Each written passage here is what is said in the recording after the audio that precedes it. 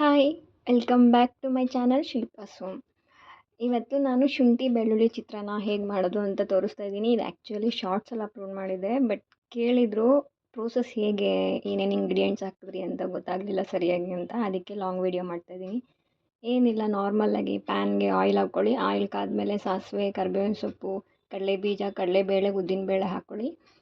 And ಅದೆಲ್ಲ ಸ್ವಲ್ಪ fry ಆದಮೇಲೆ ಈರುಳ್ಳಿ, ಹಸಿಮೆಣಸಿನ್ಕಾಯಿ ಸಣ್ಣದಾಗಿ ಚಾಪ್ ಮಾಡಿ ಇಟ್ಕೊಂಡಿರಬೇಕು, ಅದನ್ನು ಹಾಕ್ಕೋಬೇಕು. ಇದು ಎಲ್ಲ ಸ್ವಲ್ಪ ಚೆನ್ನಾಗಿ ಫ್ರೈ ಆದಮೇಲೆ ಚೆನ್ನಾಗಿ ಫ್ರೈ ಮಾಡಿ, ಈರುಳ್ಳಿ ಹಾಕಿದ್ಮೇಲೆ ಒಂದು ಸ್ವಲ್ಪ ಉಪ್ಪು ಹಾಕಿ, ಒಂದು ಚಿಟಿಕೆ ಅಷ್ಟು ಈರುಳ್ಳಿ ಬೇಗ ಬೇಯುತ್ತೆ. ಇದೆಲ್ಲ ಹಾಕಿ ಆದಮೇಲೆ ಚೆನ್ನಾಗಿ ಎಲ್ಲ ಮಿಕ್ಸ್ ಮಾಡಿ ಚೆನ್ನಾಗಿ ಒಂದು ಸ್ವಲ್ಪ ಬಿಟ್ಬಿಡು, ಒಂದು 5 ಮಿನಿಟ್ಸು.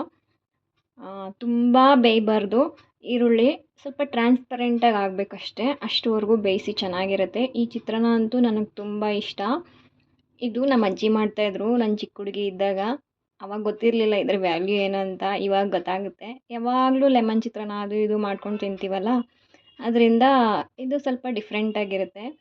ಈ ಈರುಳ್ಳಿ ಎಲ್ಲ ಬೆಂದಾದಮೇಲೆ ಹುಣಸೆ ಹಣ್ಣಿನ ರಸ ಸ್ವಲ್ಪ ಹಾಕ್ಕೊಳ್ಳಿ, ಎಷ್ಟು ಬೇಕೋ ಅಷ್ಟು ಹಾಕ್ಕೊಳ್ಳಿ. ನಿಮ್ಮ ಟೇಸ್ಟ್ಗೆ ನೀವು ಎಷ್ಟು ಕ್ವಾಂಟಿಟಿ ಮಾಡ್ತಾಯಿದ್ದೀರಾ ಅನ್ನೋದ್ರ ಮೇಲೆ ಡಿಪೆಂಡ್ ಆಗುತ್ತೆ.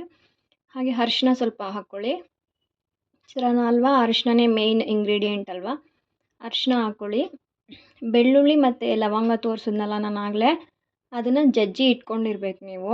ಬೆಳ್ಳುಳ್ಳಿನ ಲವಂಗನ ಪುಡಿ ಮಾಡಿ ಇಟ್ಕೊಳ್ಬೇಕು, ಎರಡು ಮಿಕ್ಸ್ ಮಾಡೇ ಪುಡಿ ಮಾಡ್ಕೊಳ್ಳಿ, ನೋ ಪ್ರಾಬ್ಲಮ್. ನಾನು ಸ್ಟವ್ ಆಫ್ ಮಾಡಿ ಕೊತ್ತಂಬರಿ ಸೊಪ್ಪು ಹಾಕ್ತಾಯಿದ್ದೀನಿ.